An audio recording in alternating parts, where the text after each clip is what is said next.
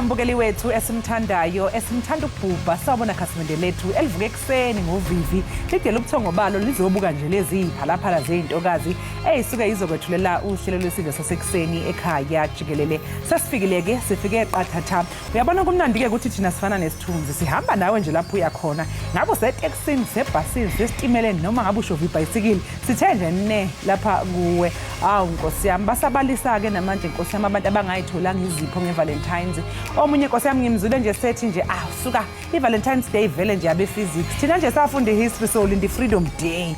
Usho nje girl hayi linda iFreedom Day. Igama lami nguNonxalo mamtshalo kwaMwala uMantshinga ihlaba ngalimhlophe qhwa. Intokazi ke yasondini le ngasesishamphetho sesifundazwe esidala. Siwa kakhulu ke mbukeli ukuthi uhlanganyele kanye nathi la ekhaya Jikelele. Ukhona ke uMadlovu. Sabona. Hey udirector la endlebeni.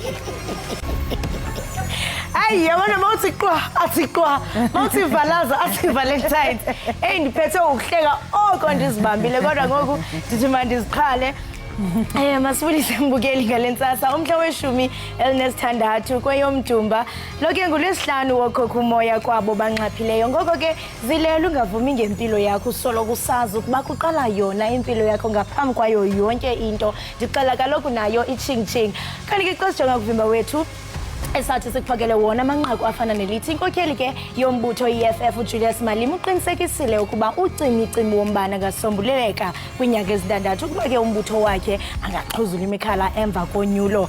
Qala ke le bhola ekhatywayo uDr Khumalo ukholela ukuba iBafana Bafana ingakwazi ukuzibekela indawo kwindebe yehlabathi ka-2026 ezakuthi ke isingathwe USA, iCanada kunye nayo iMexico. Timle ke uNonkanyezi nomsansa phakathi kwezinye uMandla ngathi umazipho umamshuku umozonda ngento zakhe ncamagushe kwezihlwele ezindingqungileyo. Ningalibali kaloku apho ncanca khona ibele ematolweni. Ingasike bendingathi ndikhama ifatu kwePPP kodwa dololo mntasekhaya kuzawulunga shame. Bukeli masijonge iziphala phambili kule yure singena kuyo.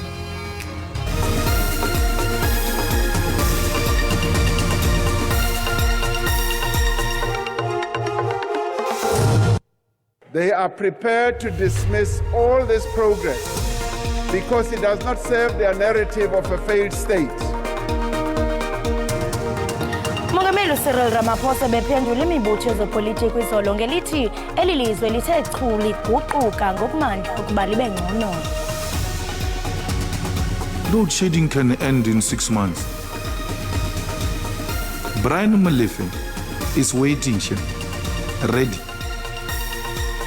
Inkokheli yombutho EFF iqinisekisile ukuba udanyacimi wombane angasombululeka kwinyanga nje ezintandathu ukuba nje umbutho wakhe ungakurhulumento emva konyulo.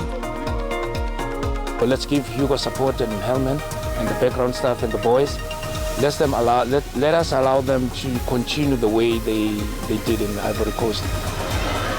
Inkakha eyayidlala ibhola elinenkosi phakathi uDr Khumalo uthi unethemba lokuthi iBafana Bafana ingakwazi ukuyodlala kwendebe yomhlaba elandelayo. U16V ukusho lokhu ngemva kwemphumela egcolisayo etholwe iBafana Bafana kweAFCON.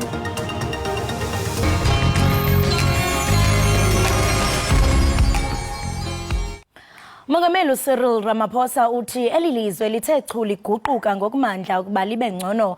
Mongameli ke bephondela amaqela aphikisayo bephendula kwintetho eyenze eParlamente kulwesine weveki ephelileyo. Mongameli Ramaphosa uthe nakubeni kukuninzi okwenziweyo ukususela ngonyaka ka1994 kukho abo abathe abafuni kuvuma ukuba zikhona inguqu ezithe zenziwa kweli. Intetho yokuvula iParlamente kamongameli isona ngamafuphi ihlaziywa ngokuhlaziywa sosela kuyenza kwakhe. Uqala ngolwesibini izolo onke mamele icakaco amaqela aphikisayo inikwe ithuba lokuba zityanda igila ngayo. And as they say in the classic, die hoogste boom vang die meeste wind. And yes, and I know I will also catch the fiercest wind, but I catch it on behalf of the people of South Africa. That I do. Umongameli uthi nangona zikhona inguqu kweli kukho abo benza ingathi akwenzeka nganto. They are prepared to dismiss all this progress because it does not serve their narrative of a failed state. It does not serve their political aspirations and it does not serve their narrow interests. They do not want a national democratic society. They want to preserve racial privilege and to reverse the fundamental social and economic transformation that is taking place. Ezigomba isifuba umongameli wazise ngendwendwe zakhe nezilulutsha luseze ngobuso isithi abanye kulomlitsela nomthinjana zinjineli amapolisa nabaqhubi benqolomoya aba athi xa ebabiza ngothi tswalo. We need to celebrate the fact that young people, yes, like Tintswalo, have had opportunities that were never available before. But we also need to recognize, as we did in the State of the Nation address, that young people like Tintswalo still have many challenges. Despite everything we have achieved, many South Africans, young and old, are concerned about the state of affairs in our nation, and rightly so. Phakathi kwezinye izinto ezizuzwe leli uthe ligalelo elidlalwa leli lomdibaniso ukuthetha igameni lamaPalestina isithi lo gama exhalabile ngemeko yabantu eGaza kodwa uchwayitile xa ebona inzame zeli zichazwa nangamanye amazwe ehlabathi. Umholi we-EFF uJulius Malema uthi ingaxazululeka inkinga yogesi kulelizwe ubebambe isithangamina beindaba izolo eGoli. Baza kuzijula ijacu kwaye bazibophelele. Umbutho we-EFF uthi ubekhe nje wangena kwizakhiwo zomdibaniso oyena nqontsonqa wabo iya kuba kusombulula intsumantsumane yocimicimi wombane ngokukhawuleza okumandla. Load shedding can end in 6 months. Brian Molefe is waiting, Shem, ready. Mashela Koko is waiting, ready. And many other professionals, including the current CEO, by the way, of Eskom. Umalema umentla ekhusela ngako konke isithembiso salombutho sokunika abo bangaphangeliyo nabophumelele ibanga le-matric isibonelelo sewaka amawaka amathathu kwabo banezidanga kwanamawaka amane kwabo banezidanga ze-honors. Uqhube ngelithi lo mbutho akazinanto intsha kodwa uza kongeza nje kwisibonelelo ebebesele besifumana kakade abantu abangasebenziyo. Why would you say you'll give graduates money? Where will the money come from? They are giving graduates money now. What do you say? Graduates with no source of income and no employment are given 350. There is a doctor somewhere who's called an unemployed doctor who gets 350. Why are you doing that to kids? Umalema wongeze ngelithi amalungu e-EFF afuna ukuba ngamalungu eParlamente kwakufuneka abe ngumgangatho ophezulu. I-EFF ke ngoku iza kuqala ukuphehlelela imiqulu yezithembiso yonyulo kumaphondo ukuqala kule nyanga izayo. Ulawulo lwe-ANC kuzwelonke kunye nolawulo lwe-DA eNtshona Koloni lusesichengeni nanjengoko amaqela amancinci ejonge ukuphungula kwinkxaso yala maqela amabini. Kumaphondo ke afana neli laseRhawutini, KwaZulu-Natal naseFreystata kukho isiqiniseko sokuba butho i-ANC ingaphumelela ngesininzi. Ngo-2019 i-ANC yaphumelela iphondo laseRhawutini ibambelele ngamazinyo okanti ke i-DA nayo ijongene nomngeni kwiphondo laseNtshona Koloni. Amaqembu azopolitiki azobincedisana kakhulu kulelu khetho likazwelonke kanye nawesifundazwe kakhulukazi esifundazweni saKwaZulu-Natal, eWestern Cape, eseGauteng kanye naseFree State. Umholi we-ANC esifundazweni saseGauteng uthi labo abagaqeli lesifundazwe kumele bebheke kahle ngoba i-ANC angeke nje isidedele lesifundazwe. Where we stand now, comrades, all the political parties that they think that they can win Gauteng, we have only one message and one message: bring it on. Iqembu elisha lezepolitiki umkhonto wesizwe eliholwa yilwe ngumongameli we-ANC kanye nolwengumongameli wezwe uJacob Zuma lidale izinkinga ezinkulu kwi-IFP kanye ne-EFF esifundazweni saKwaZulu-Natal. Baphinde futhi bedle kakhulu nakwiqembu elibusayo i-ANC. Umkhonto wesizwe uzokwenza izibukwayo. Uzokwenza izibukwayo. Emakhaya lapho esihlala khona sizoqhubela amafemu ayokwakhiwa khona. Umholi we-IFP esifundazweni saKwaZulu-Natal uThamintuli ogaqele ukusiphatha lesi sifundazwe njengondunankulu uthi abayesabi MK bona. Lapha KwaZulu-Natal sinofakazi ophathekayo bokuthi abantu bayaseseka njengeqembu le-IFP. Ezibovu zona eziholwa uJulius Malema ezenza kahle ngokhetho lika-2019 esifundazweni saKwaZulu-Natal uthi izibalo zabo bazosinyusa kulonyaka. Those who thought that EFF is a regional organization today know that EFF is a national organization. Nesifundazwe-ke sase-Western Cape esiholwa i-DA naso sisengcupheni ukuhamba ngoba i-Patriotic Alliance ithatha amavoti kubona kanye futhi ne-Freedom Front Plus. Kodwa-ke okhulumela i-DA Solimalathi uthi lokhu angeke kuze kwenzeke. Trends of positive growth, even where we have had to contest in wards that were not held by the DA or we're not the largest party in that. So that for us is an encouraging factor. Amaqembu ezepolitiki asalindele ukuthi umongameli uRamaphosa amemezele usuku lokhetho. Ngingusamkele Maseko ngibekele izindaba ze-SABC eGoli. Ikomiti lomphakathi waseVerele eThekwini KwaZulu-Natal ubhekene nengqinamba yokungabi khona kwamanzi kuleya ndawo. Lokuza emva kokuthi umkhandlu weTheku kuzothatha elinye isonto ngaphambi kokuxazululeka kwinkinga yamanzi. Izindawo esenyakatho yeTheku sezike zaba nenkinga yokuntuleka kwamanzi isikhathi eside. Ngenyanga edlule izakhamuzi zaseVerele zagcwala iziteladi zikhalazela ngokungatholakali kwamanzi. Lokhu kwenza ungqongqoshe wezamanzi nokuthuthwa kwendle umnumzane uSenzo Mchunu avakashele lindawo. Umchunu uthembise ukuthi amanzi azobe esebuyile ngoLwesine mhla zingu-15 kuNhlolanja. Nokho umasipala weTheku uthi phezu kwenqubekela phambili eseyenziwe ekufakweni kwama-valve amasha kube nokubambezeleka obekungalindelekile. Kodwa sasikade sicabange ukuthi kuyothi qamba kushaya umhla ka-15 siyobe sesiqede nya inkinga eyamanzi. Kodwa-ke sibe sesihlangabezana nezingqinamba ezithize esasingeke sikwazi ukuthi sizibone ngaphambilini ukuthi zizoba khona. Izakhamizi ezisendaweni ezithintekayo zithi sekuphele izinsuku ezingaphezulu kwekhulu ompompi bomile. Bathi umasipala akaxhumani nomphakathi ukuwazisa ngezinselelo. It's only when we raise this crisis, this humanitarian disaster, in fact, that suddenly they want to procure equipment, suddenly they want to inspect valves, suddenly they are saying that valves are dysfunctional, suddenly there's a new thing now called vandalism. We've never seen evidence of this vandalism. Umphakathi uthi iziphathimandla azenze okwanele ukulungisa inkinga yokuntuleka kwamanzi. NginguNonhlakanipho Magwaza ezindabeni ze-SABC eThekwini.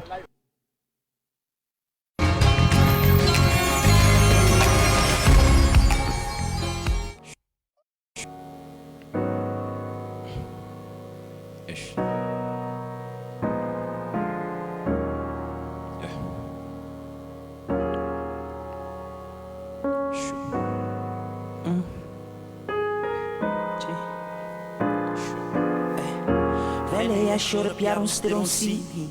Started hungry when my people didn't feed me. Mama told me, boy, you better get down on your knees and cause your color is just everything, no need to explain. I'm a demon, I fell on my drinks and chicks. Hustling, spilling on my diva. Pandering, maliwa idiva. Labai.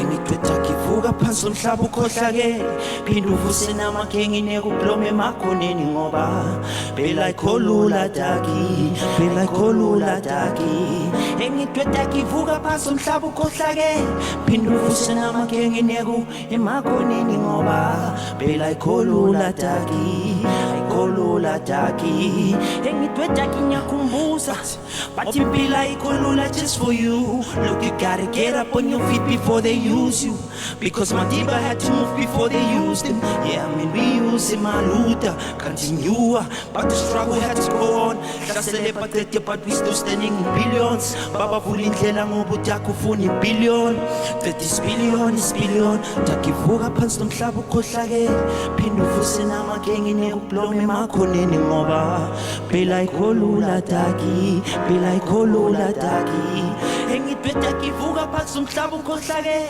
phinda uvuse namakenge emakhoneni ngoba phela ikholula daki kholula daki wetaki nyakhuluma nje wetaki nyakhuluma nje wetaki nyakhuluma nje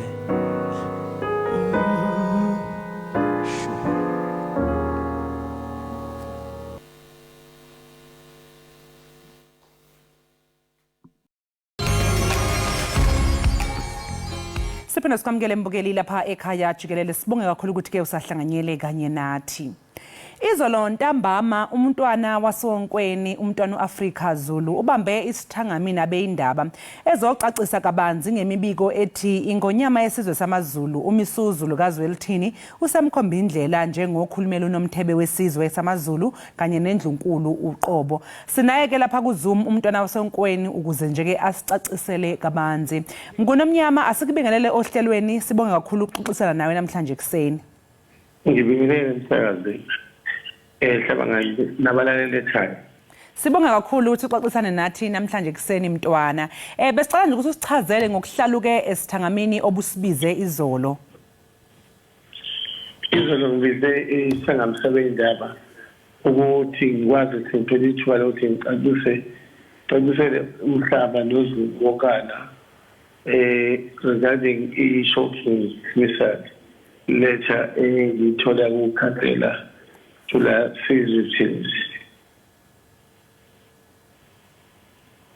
Yebo mntwana wasenkweni uthi uthole incwadi ephuma ngathola incwadi ephuma kukhansela Tula sizwe imele yaseZululand district appointwa esandlwane njengo prime minister. Oh, so bengicacisa ngalo ncwadi ukuthi ifike kanjani ngoba nazi ukuthi ngingaba nama-interviews amaningi malana lekhabhali le-shadow government kuyiyona ethatha ama-decision egameni likanomthebe ezizinto behind the Zulu Nation's back ehlangana koPhongola nakoJozeni ebusuku. Manje mntwana wasonkweni mhlawumbe kule ncwadi othi uyayithola ephuma lapha kuNdunankulu kaZulu iyazibala mhlawumbe iyayibalula izizathu zokuthi uxoshwe. Hayi incwadi ayisho lutho nje. Incwadi le-dictator ebhala nje ukuthi with immediate effect awusadingakali njengomkhulumeli wesilo noma wesizwe ngaphandle kokubala izathu. Lokhu uphawu lokuthi umbuso uthunjiwe lekhabhali okungwenya wasophongolo kube umnisi Jacob Mnisi kube uJoyce Ndembe obiza ngengane kaZuma ayihamba endaweni kube usibongile Mdleke ophoza njengo-private PA wesilo bese kuba umamyeni oyibambe empedeni oba i-girlfriend yesilo so uhulumeni nje ophelele ophalethayo. Ngamanye amazwi mntwana wasonkweni usho khona ukuthi labo babalulayo yibo abenza iy'nqumo. Lokhu ngozulu nje ama-appointment ovanana eziwa yibo ngoba wabona nje ukuthi abanawo suddenly akekho wayazi nakuwona kwangadiscusswe lutho. So wonke lama appointment nje ahambisana ngama-dual appointment inqumo ethathwa yibona ngokwama-interest abo mining ukuthi bafuna ukuthi izwe lakaZulu beli-access kanjani. So banabantu babo babebekile abenze izinto zibelula for them zenzeke. Manje mntwana wasonkweni njengoba ubalula-ke na ukuthi le ncwadi uyithole kuyindunankulu esho khona ukuthi hhayi useyakudedela esikhundleni sakho sokuba ukhulumela unomthebe wesizwe kanjalo nendlunkulu. Ngabe kukhona yini ukungahoshelani-ke phakathi kwakhe naye undunankulu omusha kaZulu? I've got this one no councillor Tula Sizwe. I think it was a public Becky umuntu wayibona ngikhathi ngivulela isilo uyena owayelwa kakhulu esho ukuqeda ngebunyama so sagcina siyizithe enkulu ingakho ngivusile ukuthi ebunyama kama ukuthi uvuka nalo muntu esithi uprime minister suddenly ngenxa yenhlolo sisizwile ukuthi kunezikhwama ezalethwa kusandlwane ukuze kuthengwe lama position so nakhona futhi ngiyasola ukuthi ikhampani yabisi appointa lona ngokuthi adayise noma athenge le position ngalezi ikhwama zabo ngoba yonke into isiyaba imali ingakho wonke umuntu edidekile uzulu ukuthi lama appointment eziya kanjani evele kuvuka ekuseni without consultation seka-appoint umuntu seka-appoint i-deputy prime minister kanjani. Mntwana Sonkweni ngingathatha ngokuthi mhlawumbe njengomuntu ngaleso sikhathi uma ngabe ubalula udaba lwasesandlwana ngaleso sikhathi ubungakaxoshwa ubusenguye okhulumela unomthebe wesizwe ngokwami ucabanga nje ngingacabanga ukuthi ngaphambi kokuthi mhlawumbe ethule inkulumo noma akhulume nabe indaba njalo njalo niye nibhunge nibonisane nawe ukuthi wazi ukuthi ikuphi okuzofika kuhlaluke lapha nami ngabe sekhuluma manje ngamanye amazwi ushola ukuthi leso sinqumo naningakaze nikhulume ngaso ngaphambilini noma nje even ngobusuku obandulela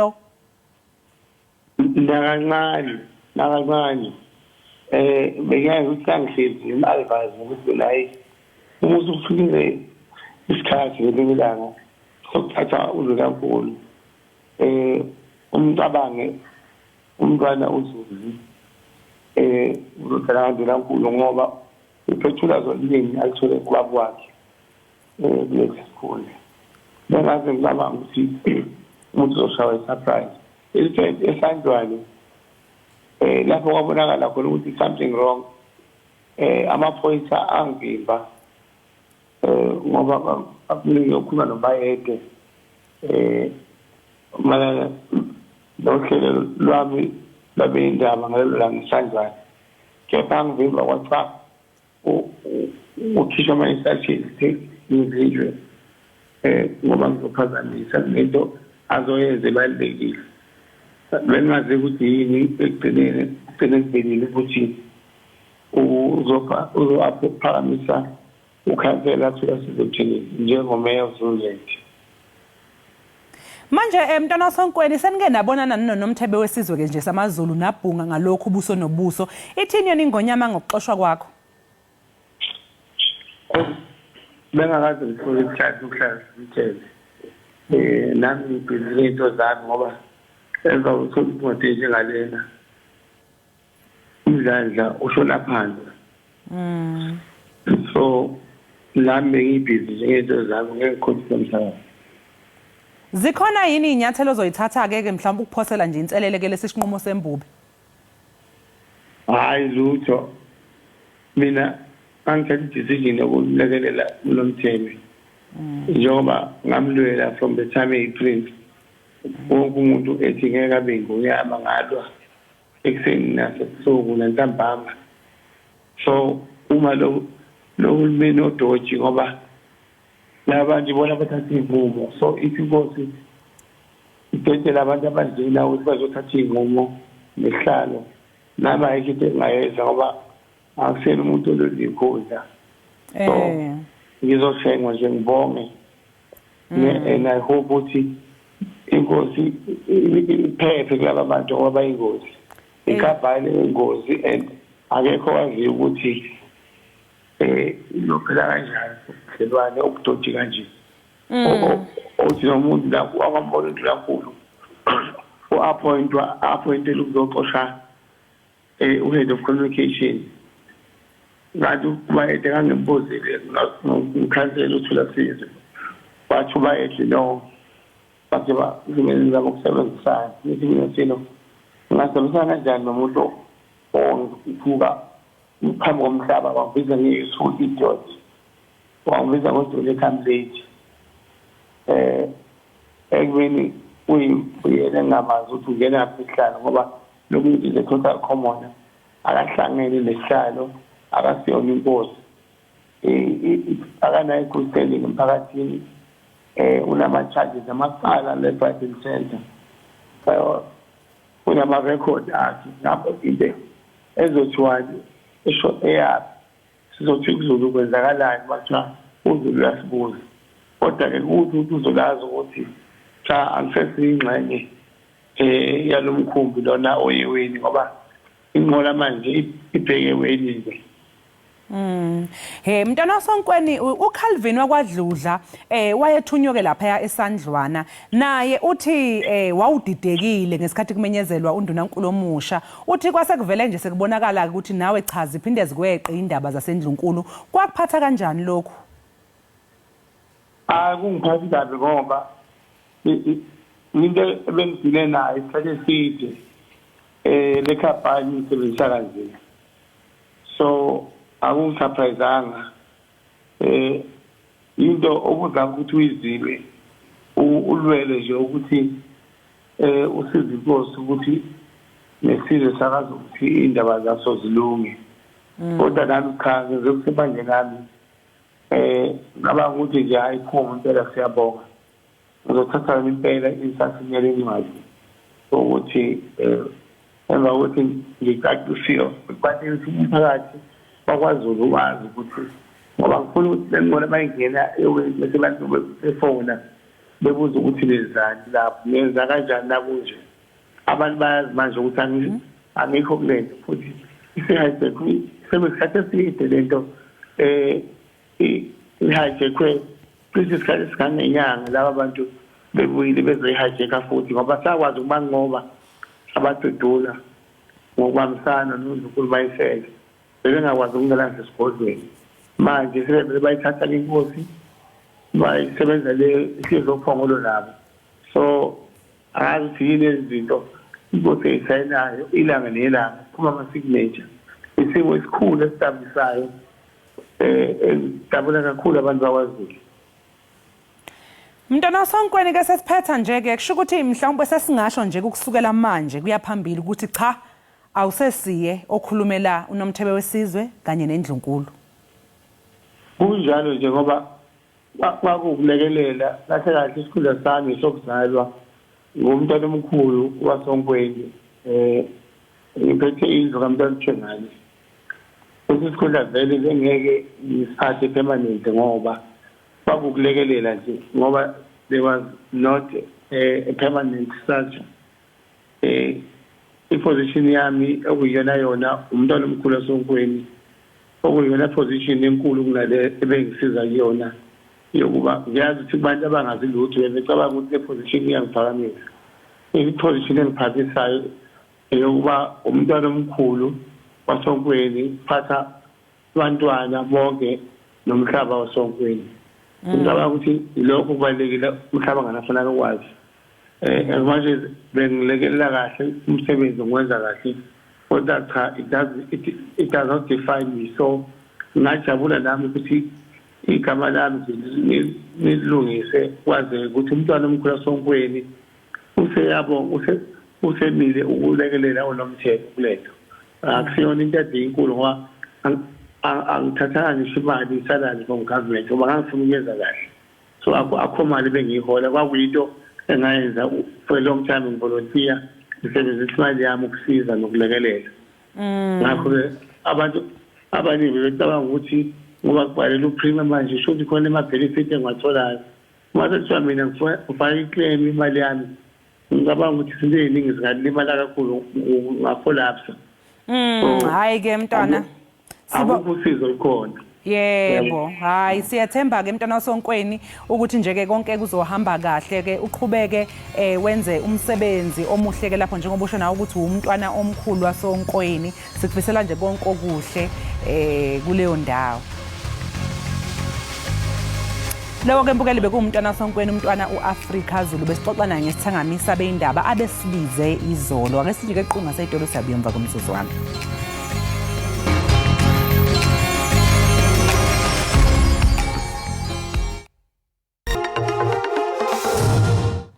Enkosi kakhulu ngokuhlala nathi nisasibukele apha ekhaya Jikelele. Singena ke kwisiqendu sezemidlalo. Qala lebafana bafana uDr Khumalo ukholelwa ukuba qala lesizwe laseMzantsi Afrika lebhola ekhatywayo lingakwazi ukuya kwindebe yehlabathi yeFIFA ka-2026 eMelika, eCanada naseMexico. Iqela ke lenze ngapha kokulindelweyo ngokuphuma ke kwindawo yesithathu kwitumente yakutshanje ye-2023 Africa Cup of Nations phaya Ivory Coast. Kanti ke ibafana bafana ethe yafumana imbasa yobhedu okokuqala ukusukela ngonyaka ka-2000. For them to qualify, let's not dismantle it. It's not yet broken. So let's give Hugo support and Hellman and the background staff and the boys. Let us allow them to continue the way they did in Ivory Coast. So I would like to believe that yes, Nigeria is in our group and all that, but from what I've seen in Ivory Coast, I can tell you now that I can bet all my money and tell you that South Africa can overcome that obstacle. With SAFA, I have appointed the technical director, Walter Steinbock. I've worked with Walter, I've been with him in courses, and this is the right direction that we took in terms of having a technical director, because he knows exactly what is needed out of SAFA for us to have a continuation of the players and the technical team. Ngaphambi kokuba ophume embukeli uye naphi na qiniseka into yokubana uxhobisekile ngokuqhubekayo kwisimo sezulu. Rhabula kodwa ungafinci.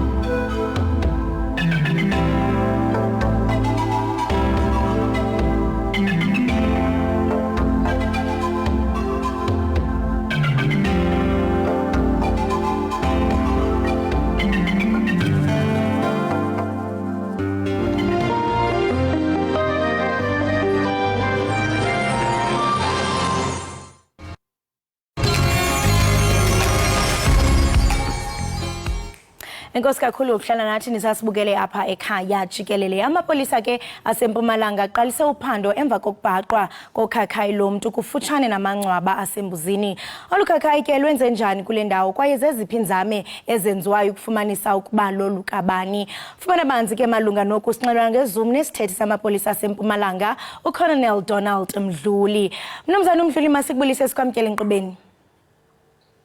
Yebo, ngiyabulisa kuwe umsakazi kanye nababukeli. Iyashaqisa kakhulu lento sandela uyiva. Ndiyafuna nje uqale eqaleni, amapolisa awufumana njani olukhakhayi embuzini apha eMpumalanga? Ngolwesibili uma babhizi basebenza bathole ucingo kumanye emalunga emphakathi ukuthi kutholakale lekhakhayi laphaya eceleni kwasemathuneni endaweni lebizwa ukuthi kuseKahoyi. Babese ke uma bafika lapha bathola ukuthi yebo lekhakhayi impela ikhona. Kubese ke kuvulwa i-inquest siyaphenya ukuthi ngabe lifike kanjani kuleya ndawo. Sizobuka nokuthi mhlawumbe ke njengoba bacalile kucheka ngoba kuseduzana nasemathuneni ukuthi akuzange kuba nomuntu lo ongene lapha emathuneni bese ke aviolate leyo le ndawo leyo. Kepha-ke imininingwane leyo noma i-information sizoyithola uma sacubeka nale phenyo. So sicele abahlali ukuthi uma bane-information ake basilekelele ukuthi sizokhona ukuyisolva le ndaba. Ngiyafuna uqonda mnumzane into yobana ngawapha amanyathelo ethena kanti amapolisa ayawathabatha malunga noku. Singabona mhlambe kubanjwa abantu ngesisiganeko njengoku sisho into yobana uphando lusaqhuba kwaye iinkcukacha ezithe vetshe nizazifumana ekuhambeni kwexesha.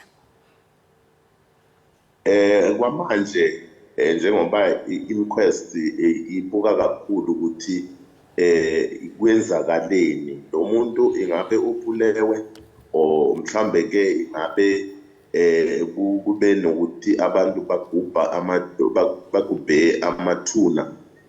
Uma mhlambe umuntu agubhe ithuna kuya ngomthetho wethu la eSouth Africa awukavumeleki ukuthi ke noma kumosha mhlambe i-tombstone lokho siba ne-charge yokuviolate emathuna. So kwamanje angeke hambe phambili ngaphandle kwephenyo. Sizovumela uphenyo lwethu lichubeka ukuthi bayothola ukuthi ngabe kwenzakaleni kahle kahle. So kwamanje sisabuka ukuthi ke le khakhayi itholakale njani laphaya ene yabani ngoba akwaziwa manje ukuthi ke lo muntu bekubani noma kwenze njani. Kodwa ke baya-checka ukuthi ke amathuna asasendlela le ngawo before or mhlambe kukhona lokwenzakala. So manje angeke sikhulume ngendaba ema-charges kodwa ke uphenya leyo inquest ukuthi uthalakale njani lo muntu uphulewe or kwenzakale njani. Ndiyafuna uqonda umnumzane uMdluli into yobana ziqhapha ke kangakanani ezi ziganeko ingakumbi xa sijonga kweli phondo laseMpumalanga kuba ndiye ndaphawula into yokubana kunyaka ka-2022 khona apha eMpumalanga kwabhaqwa amadoda amabini egrumba ingcwaba lomntwana. I-community yakhawuleza into yobana inxibelelana namapolisa ngelishwa athi amapolisa xa efika afike sele engekho. Kutshiwo into yobana kwafumanisa kukhona ifotsholo nento engathi ingumthi. Ndiyafuna uqonda into yobana ezi ziganeko ezikumila kunje apho ufumanisa into yobana kugrunjwe amangcwaba zixhaphake kangakanani. Yebo iqiniso leso sigameko nami ngiyasikhumbula kodwa ke akuvamisi kangako ukuthi ke kuba naloko ukuthi abantu batholakala bagubha emathuna.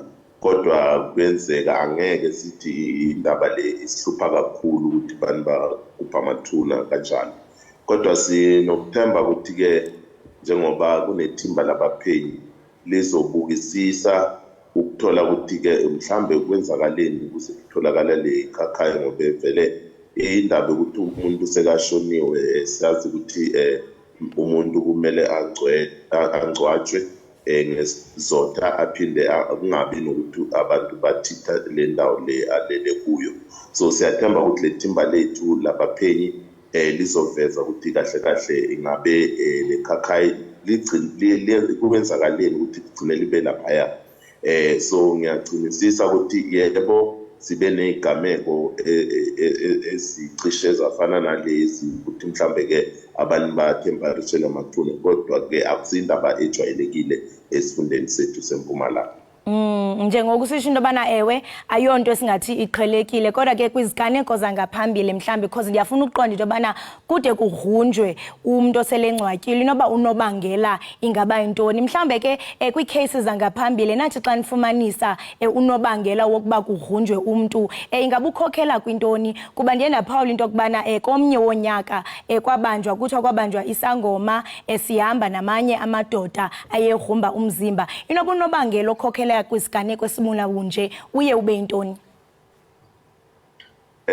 Kuloko sithole ukuthi ke indaba ehambisana nabantu bayenza ama-rituals athize angakajwayeleki ezweni lethu lekuthi abantu ke bazithole baya endaweni la bese ke bathinta abantu abalele. sibe naleso sigameko lapho bekungcwatshwe umuntu lo bekaphila ne-albinism. So sithola ukuthi-ke imbangela bekuyindaba into abantu abayisebenzisayo yama-rituals yemithi, kodwa-ke iloku esizama ukuthi silwisane nako ngoba ubuholi bendabuko kakhulukazi la esifundeni sethu sisebenzisana nabo noma amalunga lawo ubuholi bendabuko ngoba abavumelani nayo nabalaphi bendabuko abavumelani nayo kulesifunda indaba yokuthi abantu-ke baya emathuneni bese-ke bayenza ama-rituals anjalo. So nawo lawo ma-campaigns la sisebenzisana nomphakathi ukuthi afundise ukuthi umuntu uma alele ulele siya indawo zasemathuneni akumele ukuthi zithintwe. So siyachubeka nokusebenzisana nabo, asizange saba nesigameko esinye ngaphambili kwalesi naso asikho sure ukuthi-ke ingabe mhlambe-ke le khakhayi le itholakale mhlambe ikhishwe ethuneni, so sisaphenya. Bengisazobuza into yokubana mhlambe njengespolisa mhlambe zeziphi inzame enizenzayo uqinisekisa into yokubana nisebenzisa ne-community members, ingakumbi xa uzobalula into yokubana phakathi kwe-cases eniye nazifumanisa kuba khona ii-rituals ezithile eziqhutywayo, into ethi ke nakhona niba nazo ii-campaigns apho nisebenzisana nabantu abakukhokheli lwemveli. Ndiyafuna uqonda ke ngoku mhlekazi into yokubana xa bangaba ke uphando sele lugqityiwe nafumanisa into yokubana ngesi siganeko sithetha ngaso into yobana naba bantu benze oku noku, ingabo inkqubo ebheka phambili ithini? Do you engage i-family members zikwazi mhlawumbi into yobana zi-identify umzimba? Ndiyafuna nje ukubana usikrobise kwinkqubo ethi yenziwe emva kokuba mhlambe uphando sele luqhutyiwe. Yebo, kulesigameko le sikhulume ngaso ngoba bekwaziwa ukuthi thuna labane umndeni vele uba khona.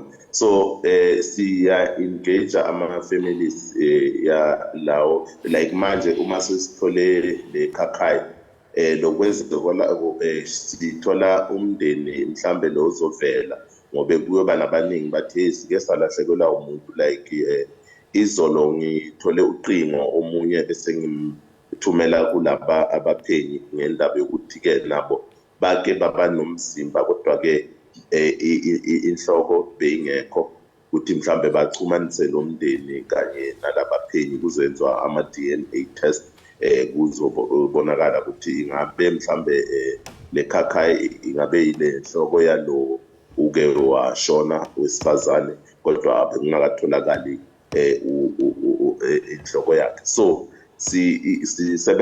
sisebenzisa processes lawo yabo DNA ukuthi-ke ekugcineni kutholakale impendulo le-right.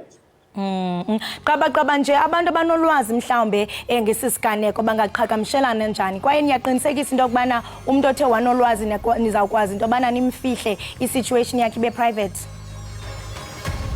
Yebo, njengoba sine-number yethu le-crime stop lethi 08600 futhi sine-app lebizwa ukuthi i-MySABS app, lapho uyakhona ukufona kule crime stop number unikeze imininingwane ungazisho ukuthi wena ungubani. Lokhu kubalulekile, thina sifuna le mininingwane siyakwazi ukuthi sichubeke nophenyo ngoba sizama ukuthi-ke abantu abanikeza leyo information babe safe, asifuni ukuthi ekugcineni bagcina sebathola basengozini. So sinayo leyo process lekhona lebekiwe ukuthi ifikele abantu abasinika imininingwane. Masibambe ngazibini ngexesha lakho, siyathemba into yokubana njengoko uphando luqhuba ngene namapolisa aza kubila ayisoma qinisekisa into yokubana kukhona umuntu ozawubanjwa ngesisehlo. Sibambe ngazibini eso ke mbukeli besithetha naso sisithethe samapolisa aseMpumalanga uColonel Donald Mdluli. Besincokola ke naye ngokubhaqwa kokhakhayi lomntu ngasemangcwabeni asembuzini kwiphondo laseMpumalanga. Masiqhubeke sibhatala amatyala qiniseka ugungqe sabukele ekhaya Jikelele.